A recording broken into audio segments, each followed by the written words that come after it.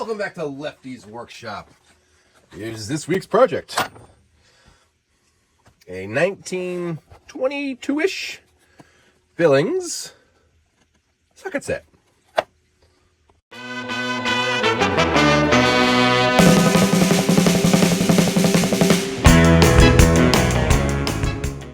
So this came out in about 1922, and it was Billings' very first forged socket set, made out of forged iron or steel. And it was a continuation of the styles of socket sets that had been going on for a while. So you'll see a socket set I did earlier. This is a, what is this one? A Walden socket set. And you'll see early socket sets were just pressed steel. And they had this male part that fit into the female part of the socket. And that's how things were done very early on. And then they advanced on to something like this Mossberg set that I'm going to do at some point in time, where the ratchet itself was modernized more, but still made out of pressed steel. And the sockets themselves were still pressed steel. Now, in the 1920s, most companies were coming out with sets like this. They weren't chrome yet, but they had various style sizes of holes. And you would usually get something like this. And that's how you did the tool. A couple of companies were making hex bits, similar to my New Britain set. But most companies were doing forged sockets with the female hole in them and the ratchet or the tool having the male part that went into it. But for whatever reason, Billings sank a lot of money into this style. They kept the male part on the socket, which went into the female part on this. Now, that is very different from a modern socket set. Now, this is the most modern style of Billings socket set. You'll notice interchangeable with whatever everybody else makes nowadays. These were all cut out with a broach, 12-sided. These were half-inch drive, square, female acceptors, and they went into this. And these wrenches can go into, these sockets can fit on any kind of set. Everybody was making half-inch drive, male drive ratchets. So this German-made ratchet can fit my American-made Billings set. Everything was standardized. Well, in the 1920s, that standardization was just coming into being. And so Billings didn't really pick up on that. So they made this set. This is sort of like the missing link socket set, I guess you might say. It's not a badly made. It just doesn't fit with what everybody else was doing at the time.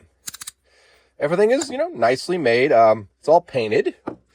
They're, again, all in those weird sizes, like 13, 30 seconds, half inch. They were kind of a mix of various things. I don't think it's missing anything here because that one's not marked. And it does have this nice ratchet that says Hartford, Connecticut, Billings. It's got an extension. So, and they, instead of having ball detents, they had these spring clip things on them, which that went in. And the ratchet's supposed to have one, but it's missing. But the box would be very nice. See, it's got a cool label on it if it were in one piece. It is missing, as you notice, a side here. We're going to have to figure that out. Problem with this wood is that it's, I think it's chestnut. At least that's what everybody else at the time used. It's very light. It's not pine. So we're going to have to get some chestnut to make this piece out of. Now this box is really cool. I like it. I've always wanted a wooden box socket set. And we are going to use this as practice for completely rebuilding the box on the Mossberg set, which is completely shot. But that'll come later. So we're going to start by taking everything out and taking it apart and cleaning it. We're just going to paint this with satin paint because that's what it says in the catalog that they painted it with. Nothing really needs much work. A little bit of rust removal. But everything's actually in really good shape. The box is the thing that's going to be the big job. A little side note. This is the extension for the Billings set. And it looks just like a modern day extension. In fact, it could be used on a modern day extension. You'll see it's kind of backwards, but it fits. It's a little rusty, but it would fit that. And this end would fit in that. But also, as an interesting tidbit, it'll also fit this Walden set just by going into it. And the Mossberg set, which is pretty cool. Obviously, we're going to get our nice sonic cleaner over here and clean. All right, to get this apart, I had to do a lot of research online to figure this out.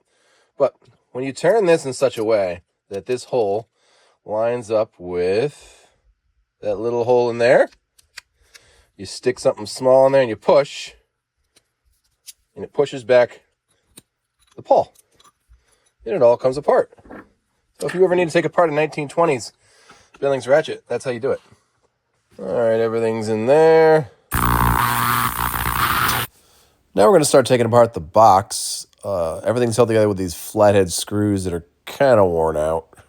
Funny thing, I've noticed that these screws are hard to get out and they're a funny size. Well, what if I use my Billings thing? It fits! Yeah, isn't that amazing? So we're going to use our Billings tool. And it's working. It fits perfectly. Now this whole box is just wibbly wobbly. I think I'm going to try and just get the whole thing apart. Yeah. And then glue it back together with modern day glue. It's my plan, at least.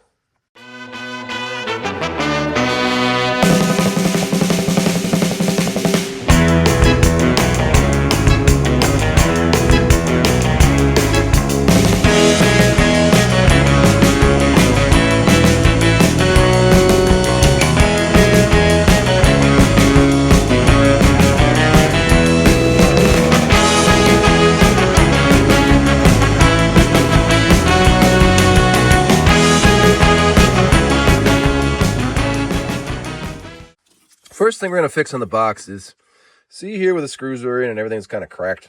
We're going to put glue in there and then clamp it together. And then I'm going to put little toothpicks or shims of wood in there to fill in the holes because the holes are kind of worn out. This one's really split.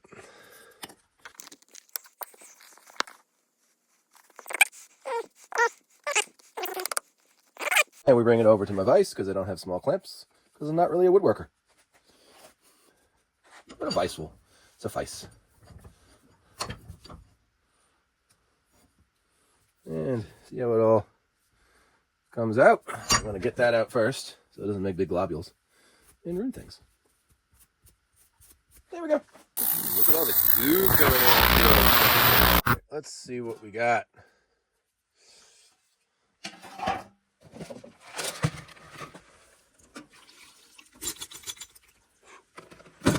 All right. All right, these are looking good. The paint's coming right off. Not fast enough.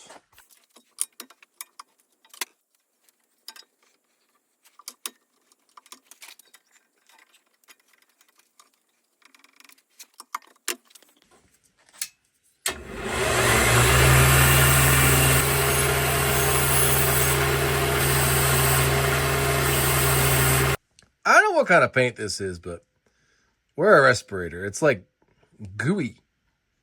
Ugh. So let's evaluate what we need. We need black paint, which we have. We're going to paint it the same paint that I painted the motor. It appears to be the same sheen.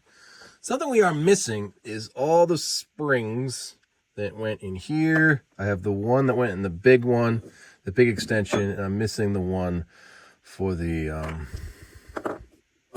wherever it is, the small extension. Oh, that's not it. Where is it? This thing. So I think it's the exact same thing as this. Now, where am I going to get spring steel for cheap? Well, it's on the back of almost every pen. A piece of spring steel. Let's harvest some spring steel.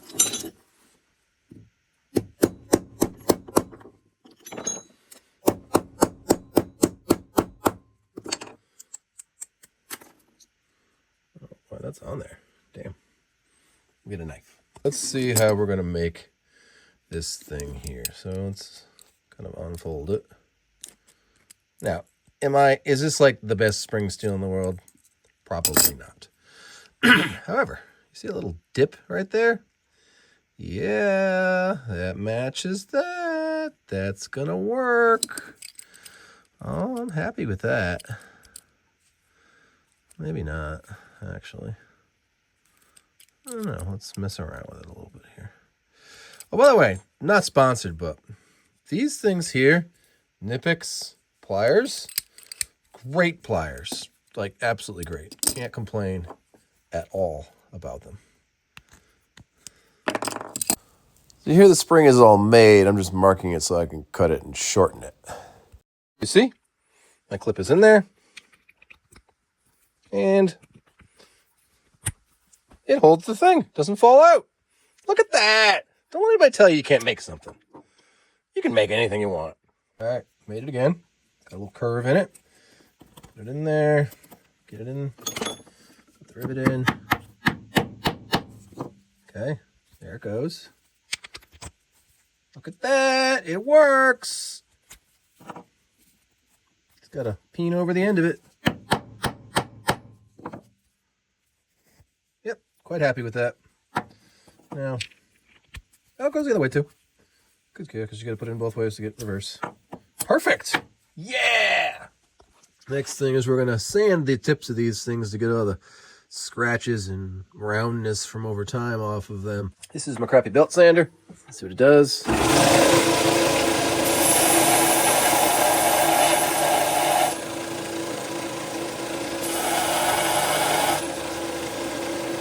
that, nice and new. All right, we painted the inside. Let that dry. Obviously, we'll clean off the paint on the very tip there, flip it over, and paint them again. All right, so we've got our freshly painted spring things. They go in there. And in here. And our ratchet. It's all painted. Now, I mean, I'm not a huge proponent of a painted ratchet because it seems kind of counterintuitive, but what do I know? All right, there's the ratchet all done. I just put it in backwards there. Looks nice. All right, so we got our wood here. Cut to the same thickness as the piece we're copying. The blade this is an 1/8 inch thick, and the blade appears to be a little bit less than that. So we're going to mess around here a little bit and see what I can do to make this work. So I've adjusted the blade so when it runs through there like this, it just hits on the one side. We're going to see what that does. All right, so after much feffing about, I have gotten, well, that's got glue in it, this, which it's not perfect, but it's not bad either. I think it'll be good enough for what I'm doing here. There must be some sort of jig or something that does this to actually make it. So when I make the Mossberg set, we'll make a jig. But for now, this will be good enough for me. All right, so there's the original. This is the one I made. I say that looks good enough. Now I'm assembling the main bottom part of the box, and I've never done this before, so if I'm doing it wrong, please let me know in the comments. I was putting it all together with wood glue and then holding it together using tape and then putting some weights on it. I just watched what I did there, but this part might surprise you. I'm putting the nails back in. But this time, in a slightly different space.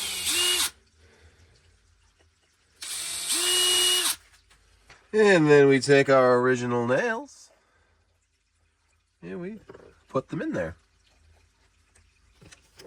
Now, you may think this is crazy, and you are welcome to that thought. But this box is going to be as original as I can possibly make it. It's just glued together. Yeah. Doesn't really matter how you get it done, just that you get it done. Those are some long clamps. Now we're going to glue this together.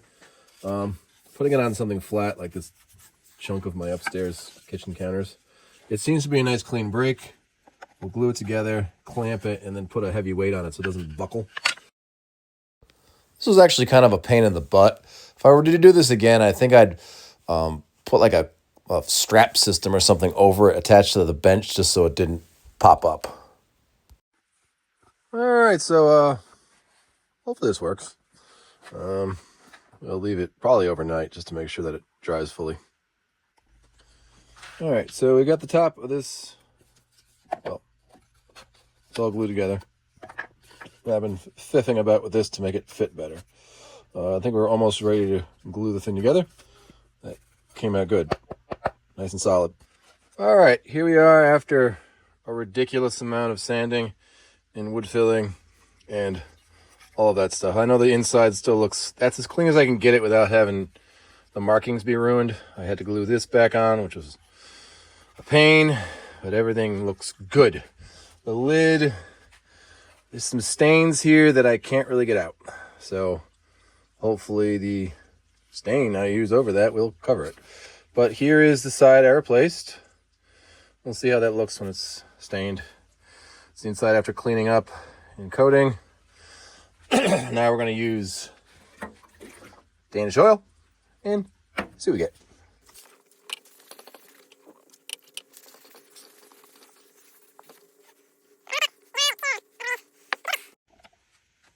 So unfortunately, after staining the lid, there's these stains in the wood that I can't get out. I've sanded them and they don't come out. So, I mean, it's just part of the history of the box, I guess. I'm stuck with that. All right, a few hours after this stain has dried, we're gonna put the finish on it, which is just fast drying polyurethane from Minwax.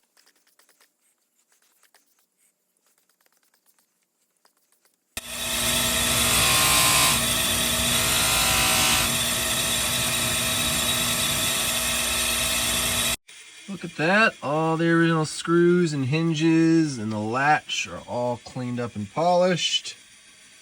It's gonna look great.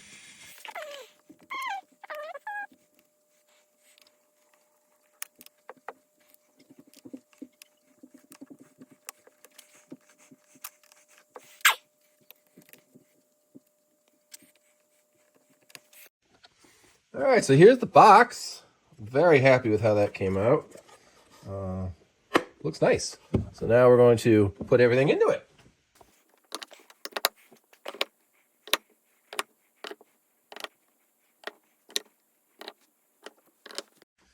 So look at that. That came out good. Beautiful looking set. And the lid closes and it locks. So I'm really happy with how this turned out. It came out great. I've always wanted a nice old school wood box socket set, and it helps that it's from Billings, from my hometown. It's going to go right here next to my Walden set for me to ogle at, because I'm certainly not going to use that on a real car. Thanks for watching. Please remember to like, subscribe, and share, and I'll see you next week.